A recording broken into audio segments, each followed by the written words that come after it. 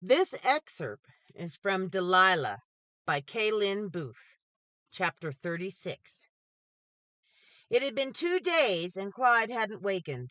There was no way to know if he would be all or partially paralyzed from the bullet or its removal. Delilah kept a visual by his side until Doc finally chased her off with orders to get some sleep. Her leg had only required a couple of stitches, but she'd lost a lot of blood coming down the mountain.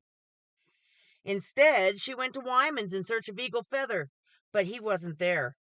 The bartender said he hadn't been in since the day she came in and poured coffee down him. She smiled to herself at this. Maybe she had done some good out of all of this. She left the saloon, deciding to visit the youth's shanty to check on the boy. Dusk brought a steel-blue horizon, the snow-capped mountains glowing in the forefront as the sun set. There was time to see how Dancing Falcon was doing before she turned in.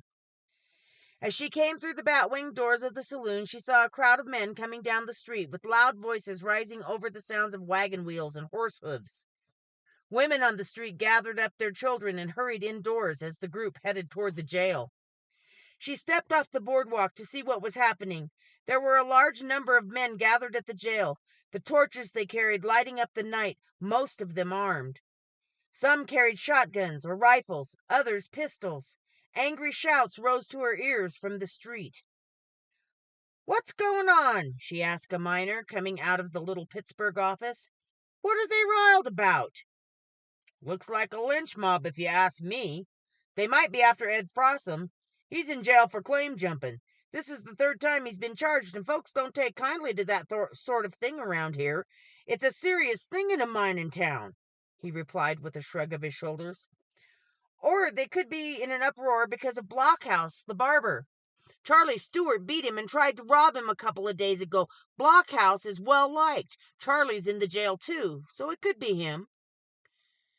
Behind the mob gathered in front of the jail, others who were curious began falling out onto the street as well. Soon there were crowds of people coming down the street to see what was happening. Not just business owners from Harrison Avenue, but others who'd heard rumors of something astir. The volume of the voices rose and shots rang out. Then Hal Strom, Leadville's newly appointed temporary deputy, came out of the jail with his hands in the air. "They don't pay me enough for this," he yelled, pushing his way through the mob and heading off down the street. As she watched, the throng of men moved as one great wave, sweeping its way across and down the street. Not one, but 2 men were being prodded forward at the front of the crowd. She turned to another passerby, a tall cowboy with a red bandana tied around his neck. "Isn't someone going to stop them?" she asked. "I reckon there ain't no one to stop them," he said. "The sheriff went off and got himself killed, and the deputy just up and quit." "So the town's just going to stand by and watch while they lynch those men and do nothing?" she said, filled with disbelief. Visions of Slim and Harvey riding off into the night while she hung from the rope tied to the saddle horn of her own horse flashed through her mind.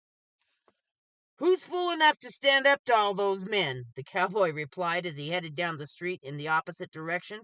"I got a wife waiting at home for me." "This ain't right," she said to the empty street in front of her, shaking her head. She sprang into action, sloughing through the muddy street toward the mob, which was gathered around a partially constructed building a block down from the Opera House. People traveling down the street to view the excitement stopped to stare at her trudging through the mud with purpose. The voices from down the block rose in the evening air. She pushed her way through the throng of onlookers to find herself faced with an angry mob of over 30 men, all shouting obscenities toward the 2 prisoners they dragged from the jail, now dangling from ropes that had been slung over a beam in the unfinished building, their bodies jerking and twitching in a macabre dance. She pulled both guns from her coat pockets and fired 2 shots into the air to get their attention. "Stop this now!" she yelled. "Cut those men down! You men should all be ashamed of yourselves! You ain't no better than outlaws!" All eyes turned toward her. "That's the woman who brought in the mine payroll for the little Pittsburgh," said a voice from the crowd behind her. "The way I heard it, you killed quite a few men getting it back," said another voice. "Who are you to tell us about what's right?" "For all we know, you should be in jail too," said someone else. Probably would be if there were anyone to arrest you. She turned to face the crowd of citizens gathered to see the spectacle. The men I killed because I had no choice at the time. These men are setting out to do killing, she said, glaring at each one of them. What's the matter with all of you? Are you all just going to stand by and let them kill these men? I thought this was a decent town with decent people. She glanced at the two men dangling from the ropes and knew it didn't matter any more. Their feet were no longer kicking, their bodies limp and still. A dark stain spread down the leg of the trousers of the one on the left. Let's string her up, too, cried a voice from the mob. Yeah, string her up, someone else said. Yeah!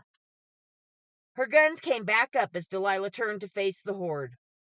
You want me? For what I done? She asked.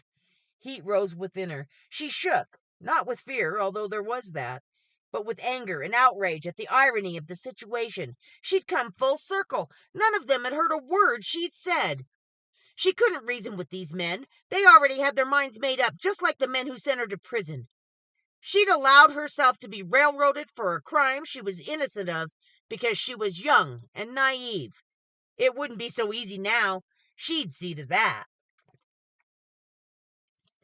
All of you can probably take me, that's a fact, she said, glaring at the mass of angry faces. But not before I plug the two that come at me first, right between the eyes. So come on now, if you're coming. Nobody moved for what seemed like an eternity. She waited for one of them to make a move. From behind her, she heard a voice in the group of citizens who didn't want to miss any of the excitement, no matter how ugly it got. I'd watch it. She's the one that took on the James gang single-handed. Murmurs of doubt coursed through the mob of men as a low rumble. She came here gunning for two of the men she killed, said another voice in the crowd. She was asking all over town about them. Listen to me, she said, addressing the men who wished her harm, as well as the curious. She fought not to blink as sweat ran down her brow into her eyes. This kind of thinking is what gets innocent folks hanged. That's what law is for, even if it don't always work the way it's supposed to. We ain't got no law, someone yelled. I can show you what happens when innocent folks are hanged. She reached up with her right hand and hooked her bandana with her finger, keeping the gun in her left hand pointed in the general direction of the mob, watching for one of them to twitch. There were several gasps from the crowd as she exposed the scar on her neck. If you're going to hang me again, you'd better do it right. This is why I came here gunning for those two men I killed. But when it came down to it, it was them or me. I live this time. I'll hunt down every one of you just like I did then. If I hang tonight, every one of you will be a disgrace to this town, whether you take part in it or just watch it happen. Who's going to stop us? Cried yet another voice. She admitted she hunted down those men and killed them. That's murder. The crowd rumbled with doubt once again. No, she's right, said a familiar voice. The crowd parted and Baby Doe appeared at her side. What are you folks doing here? She asked with her hands planted on her hips. Her presence commanded their attention. I know all of you. Most of you are kind, decent folks. Many of you are benefactors of Mayor Tabor's generosity. Yeah, we know you're a benefactor of his generosity, said an unseen voice in the crowd. Many of you are his employees, Carl Thompson, she replied. Don't doubt that I know who most of you are. What do you think the mayor will say about this when he gets back to town tomorrow? Now go on home while you can still look that good man in the eye, if it's not already too late. She shooed the crowd, waving the backs of her hands at them. Go on now! The crowd dispersed slowly, with mumbling amongst themselves, though no one said anything loud enough to be heard clearly by Baby Doe. Although she only caught bits and pieces of what they said, Delilah thought she heard the words whore and homewrecker among the grumbles. She turned to Baby Doe. I don't know how to thank you, she said, shaking all over as the fear she'd been holding back seeped to the surface. I think the townsfolk are just fed up with the lawlessness of late, said Baby Doe. These two were supposed to be waiting for the circuit judge to come through, but I guess those decided their justice was swifter. Why didn't anyone stop them? She asked. Most of them are decent folks, but the line between right and wrong gets blurred in places like this. When men get riled, they goad each other on and get this kind of group mentality that urges them forward as one, Baby Doe said. She put her hand on Delilah's shoulder. That was a brave thing you did, she said, the corners of her mouth upturned. She smirked. Yeah, brave, or incredibly stupid. She dropped her gaze to the frozen street. They would have hanged me. Either they didn't hear me or they don't care what's right. If you hadn't come along, I'd be swinging right along with them two fellas. She nodded in the direction of the two lynched men. You tried to stop what was happening because it was wrong, Baby Doe said, nudging Delilah's chin up so she was looking at her. What you did was right. Horace really will be mortified by what happened here tonight.